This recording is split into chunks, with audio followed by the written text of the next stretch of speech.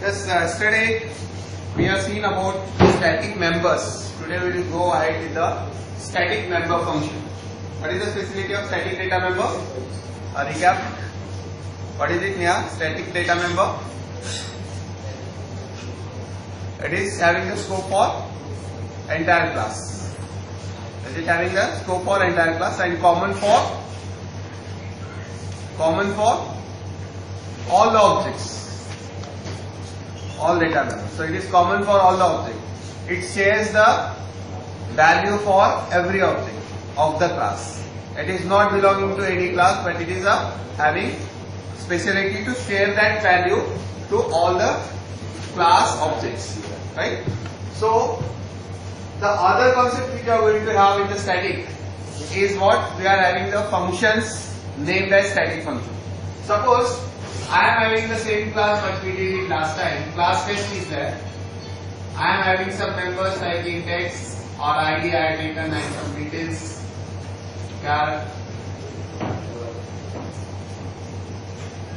Some details I have taken, and then I will be using one member as a static member. So what was that member we used last time? What was that member? What was that member? Count, right? So static count, static in count.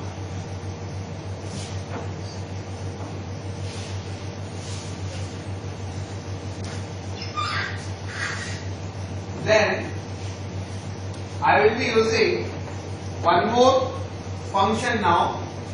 Get test was one function which you have run.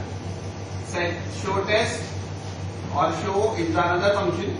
I am using third function which will be static in nature. Static I say show count.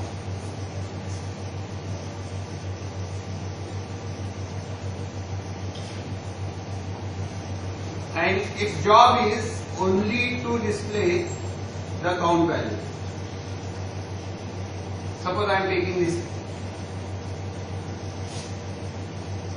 this function already I written get set, get test, in which what we are doing, id equal to count, and we are saying count plus plus, and any of the values like details will be saying get test details. And in show function what we did? What was there in the show function? We are just showing it the ID and detail.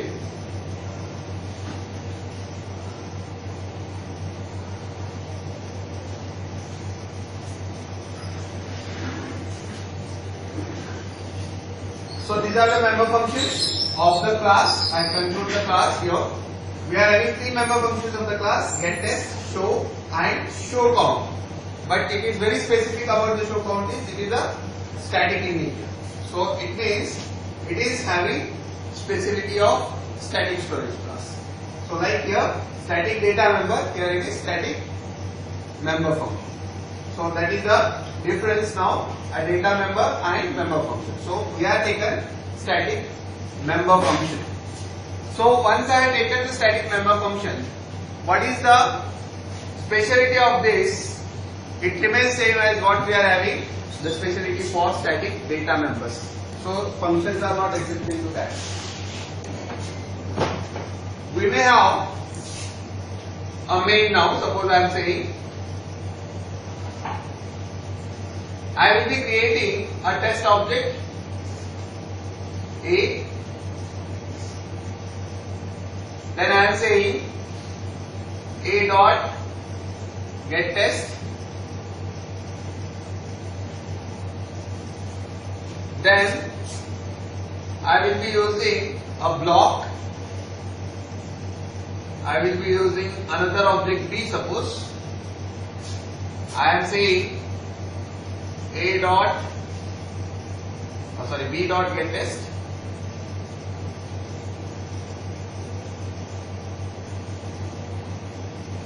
Then I want to make a call to A dot show and then b dot show, and I conclude this b here. Again I create another object as c, and I say c dot get test,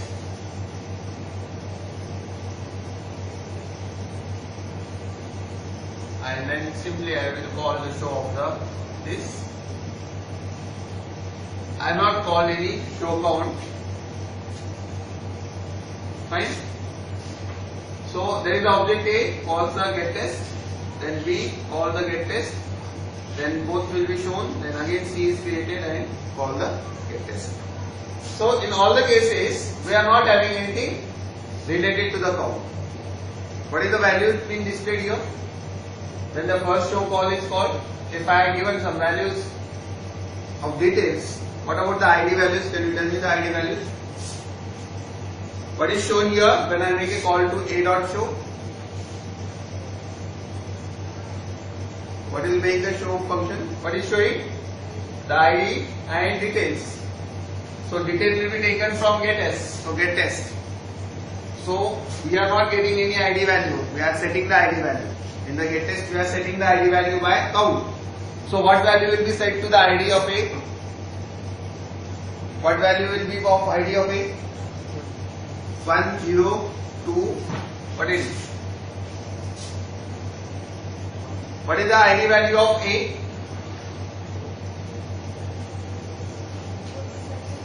It will be set to 0. Why? Static variable always starts with 0 by default unless we specify. Right? So initial value of static count is 0. As a result, ID is set to 0. ID is equal to count, so the ID of A will be 0 in this case. What about the second call now? B dot show. The ID will be now 1. And what about this one? C dot show. The ID will be 2 or 3? 2. Is it 2? Okay. So again if I say a dot show, what will be shown? What will be shown? What will be the value of a dot show? 2. Oh, 3. A dot show is showing what? Its ID value. What is its ID value? Its ID value is how much? 0. So why it is going for 3 and 2? I said the value of A. ID is a member of A object. So what is the value of A? ID of A. Have you said again the ID? Have you called the get test? No. We set the values when we call the get test. So when I say get test, then only the ID will be set. I have set only once. So what was the setting of ID when I set there, when I call the get test? That is 0. So 0 will be set here and 0 will be shown. Whenever I say a dot show, unless I change this get test, the value of A ID will remain 0. The value of B ID will remain 1. The value of C ID will remain 2. Right? Now, I add here now the call of show count. Is this clear? I am giving specifically the scope different. The B is having scope now. When is the B created? Within this block. So its scope is within the block. It is not outside the block. Do we access B outside? If any variable declared within the block is not having the scope outside. So as a result I made the D as a local one. Okay. Now what I want here, I want to make a call to the show count function. How do I make a call to the show count function? How do I make a call to the count variable? What do you need to make the count? Scope resolution operator along with the class name. If it is static, what we are using the syntax? The name of the class, scope resolution operator, and name of the variable. So where I am doing it here, like int test count equal to 10 suppose. If I use this now, what is the change in the output? The 10 is the value for A. By default it is 0. Now I am overriding that 0 by 10. So your initial value will be 10. So A's value will be 10, B's value will be 11, C's value will be 12. So if I don't use this statement, by default what it will take? It will take 0. What is the way in which you are calling it? Class, scope resolution operator and variable. Right? Why it is so? Because it is not belong to any object. If it belongs to any object, we would have called like v dot. Right? It is not. So as a result we are making it. Now in the similar fashion, this function is not a normal function, it is a static function. So how do I make a call to this static function? Will it belongs to any object? Can we bind that function with any object? Do we bind? Like your get set, get test and show. Is it possible to bind the show count function? We will not, because it is not belonging to the object. So where it belongs to then? It is belong to entire class. So if it belongs to entire class, it is common for all the objects. So if it is common for all the objects, what is the method to call is? You simply call it by using scope resolution operator. If you write this like this, a dot show count, it is wrong. We cannot do this because show count is not a member of that particular object which will be called. So it is a common, it is shared area. We have seen the memory map. So it comes in the memory which is common for. And as a result, it has to be binded with the class code, not with the object code. So it belongs to the class. So as a result, we need to make a call like this. Now what is the value of this show count will be shown here? What is the show is doing? Show count is doing? It is showing the count value. So what is the count value you expect when I make a call to this? What is the count value shown by this? 1. Is it 1? How? 9. Now the initial value is 10. What is the value? 11. Will it show 11? Why it is? Because the value of count is now 11. At that moment it is 11. If I make it like this, here now, test show count. What will happen? What is the value of it? What is being shown? When it is at the end.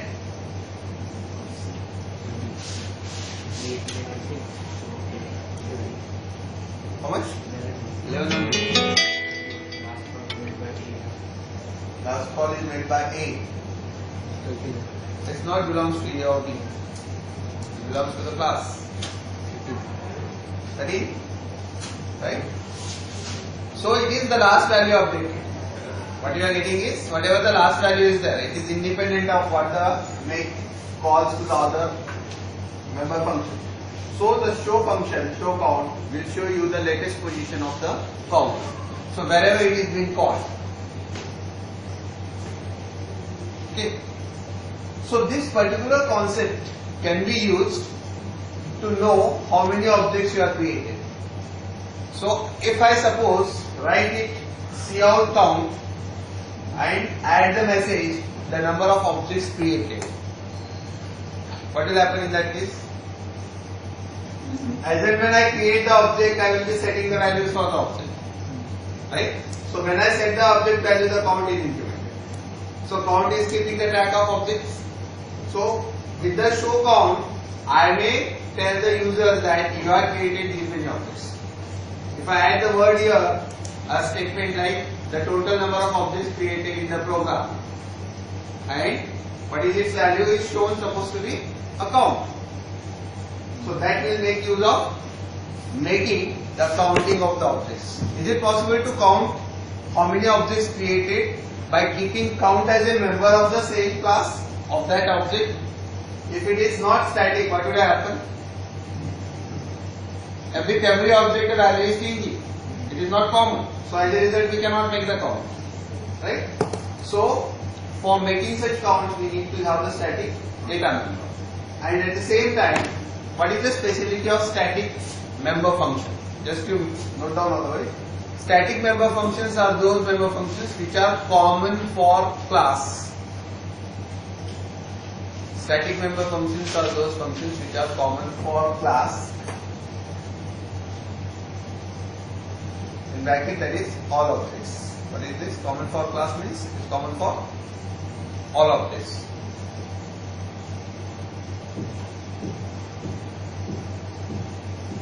To invoke this function,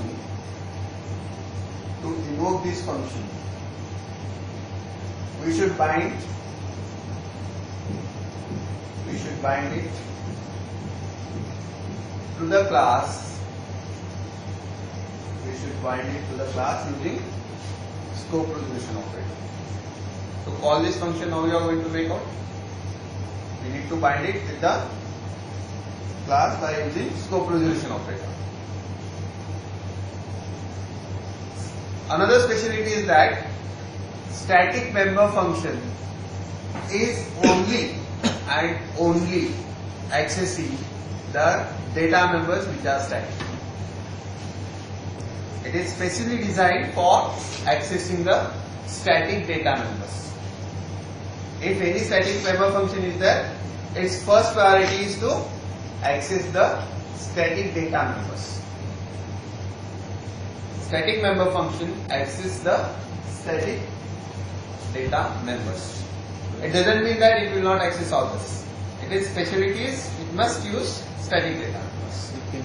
It can access. But what will happen in that case? If it accesses, it accesses those which are common. Which are not common, it will not be accessed. Common may be global also. Common maybe belongs to anywhere, right? So it cannot be static. It doesn't mean that only the static can be accessed. As a result, it can access static along with whichever is accessed. Yes. A key 10, B key 11, C key 2. Okay?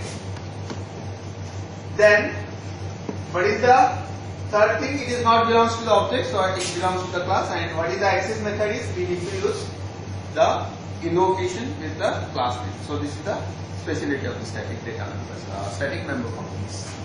Is it clear?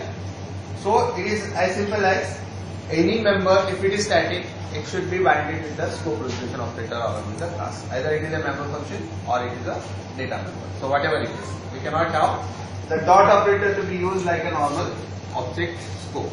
We cannot use it because it belongs to. So whenever we deal with the static, you need to remember that it belongs to the common area.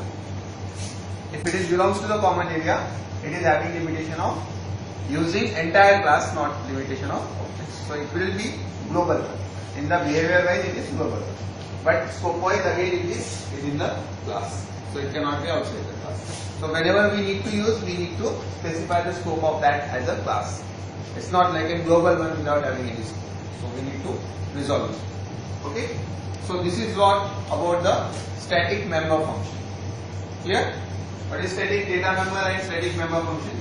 There is another concept which we are going to see today, is the friend function. As such, this is not been mentioned in the syllabus, but just we will go through fast about this. It comes and we will answer. There is a concept called friend function.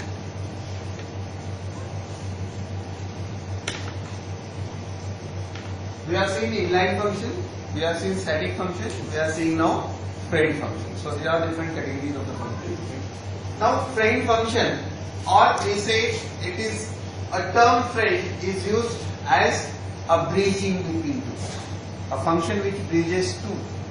classes or the function which bridges two objects is what we are calling it as a friend function, right?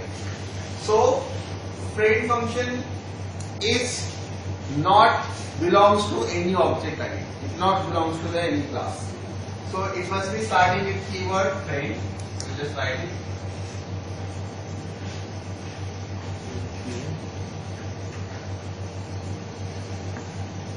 It can access private data as being a friend of the class. It can access the private data. Can invoke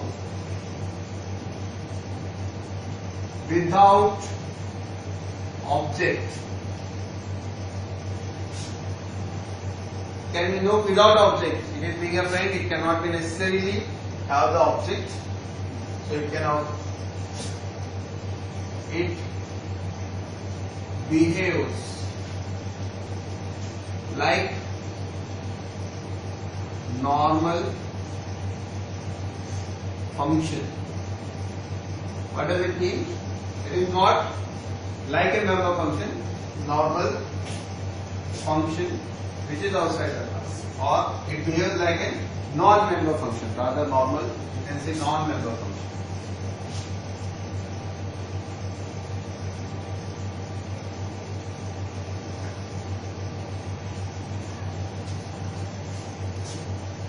Okay, some features we can write it afterwards. Let us see first the example and then we may add on the features. What we do, suppose I have a class, I say alpha class is there, suppose, any name we can give. I will be taking one class which is named as alpha. What I need, some variable x is there here, which is under private, right? I just give you the scenario first. What I will do, I will be creating some objects of this class, suppose alpha, a and b. I want to add these two.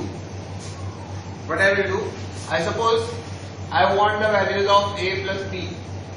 A is alpha, x has to be added with b is alpha x and to be given the result. So what is the way in which we can think of? If I want to add two objects like two complex numbers to my traces, we did it already. So what I need to do is, I need to pass the two objects and then I can use it, right? But provided they are of the same class, right? Now what I am doing here is I am taking one class object alpha. There is another class I am using as beta. Beta is having some y value. The class is same. Now if I make the call like alpha plus beta, what I need to do? I want to add some alpha value and beta value in R. So this x has to be added with this y. So where should be the function? How do I make the addition of the two? How do I make the addition of the two? Suppose I am using function objective. Add. What I need to add then? What I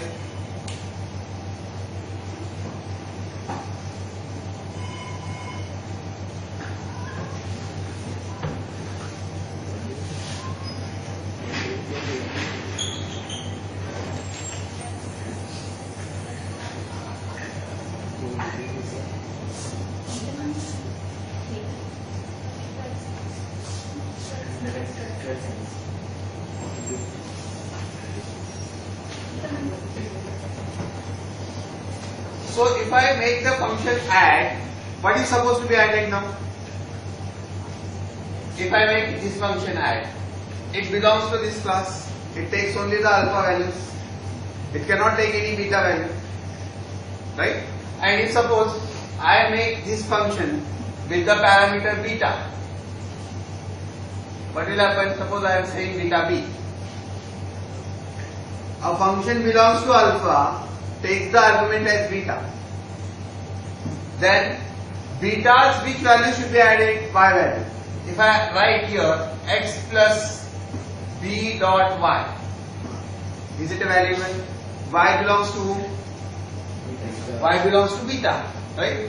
If y belongs to beta, do we access the private member outside the class by using dot operator?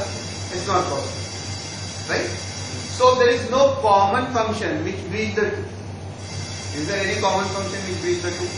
So what we do in this case, we declare either of this class one member function as a friend function for us. So I am registering myself as a friend of class B, right? So if I am going to be friend of alpha, then I may have the rights to access the private of it. And similarly, I may be the friend of beta. So if I am a friend of both the classes, then I may use it as a bridging. Okay. So that is the concept which we are going to see with the friend function. Friend function is a bridging function. So in many of the situations, this is a violation of OOPS concept. Actually, we are making the access, giving the rights of access to the non-member function. Being they are the non-members, they should not access it. But in certain situations like this, there is no alternative. So still we are restricting by using the registration of friend function. So first you act as a friend, then we will be having the rights. So that way we are restricting it. So see, I will write this complete one, then we can understand what is this friend function all about. So what I will do is here, I will be creating one public member like the normal members, one member as a friend function, friend, and now this friend function I am registering. So as a result, it will be adding alpha and beta.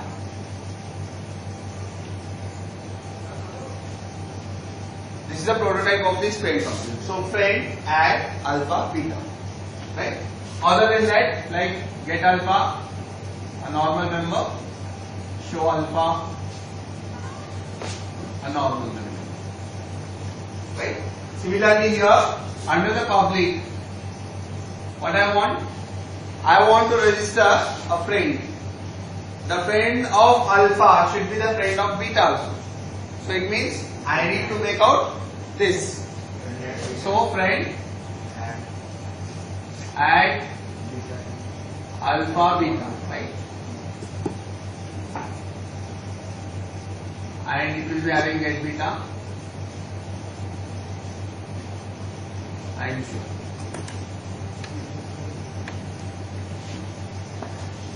So these are the common functions now.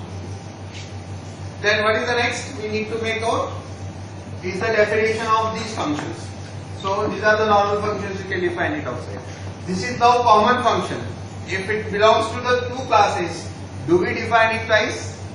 No, it is a common function, so it is required to be defined once. Then how we define this function? We may define it by using the keyword friend, right? So if I write now anywhere friend add alpha A beta B, then this function will be having outside the class without having any scope of the class. Do you see any scope of the class I use? It is having the friend, so automatically it will search it where are the friends declarations and it will take this definition for that. So here what I do, I will be using some int value r equal to a dot x plus b dot y. Now this is the speciality of this. X and Y belongs to the private data, but being registered as a friend, we may use this private members inside some other function which is a friend function. It is a normal member function, have the rights to access it, but normal function is not going to bridge it. So for bridging purpose, we are adding one keyword extra as a friend function. So now friend function can access A's private data and B's private data, both. Right? Then after this completion, we may have the main function. What is there in the main function? We will do, just we need to make the call of this. So, not class. We are supposed to make the objects of this alpha and beta. Alpha A, beta B. Then we make a call to this A dot alpha, A dot get alpha, B dot get beta. As usual, the normal member functions I am calling. Now, when I call the resultant addition of these two, I am just calling add alpha beta by passing A and B. This is as if it is a static member function, not belongs to anyone, neither alpha nor beta. It is outsider, but still have the rights to access. So add AB. How we are calling the normal function? I am calling same. I am not using dot operator to call. I am not using scope of the class like static. Right? It is a normal way to call just by adding one keyword friend. So friend functions are those functions which are used for bridging the two classes. That is the one speciality of this friend function. Friend functions must be defined outside the class definitions. It cannot be declared or defined inside the class, because as it is a bridging, it will be appearing twice. So we are not supposed to define twice. It has to be defined outside the class. When we are defining outside the class, it must be having the starting keyword as a friend, as what we have done. Friend add alpha beta. It is same as what we are using. Okay.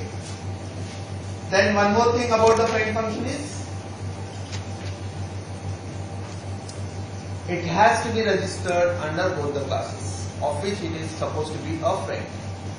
So if it is suppose a friend of A but is not having the rights to access the B's data. So if suppose I declare friend add beta, what will happen in this case? If I just change it, what is the meaning you are taking? It is a friend of who? Where it is declared alpha. It is a friend of alpha taking the values of beta. Means, will it be a friend of beta? It's not necessary to be a friend of beta. Right? So, once we have declared the declaration, so if we are saying that I am a friend of you, then you are having the rights to access it wherever you go. It means that if I use this way, friend add beta, means I must have the registration of myself as a friend for beta. Then I can access the beta. What is the meaning of this? We are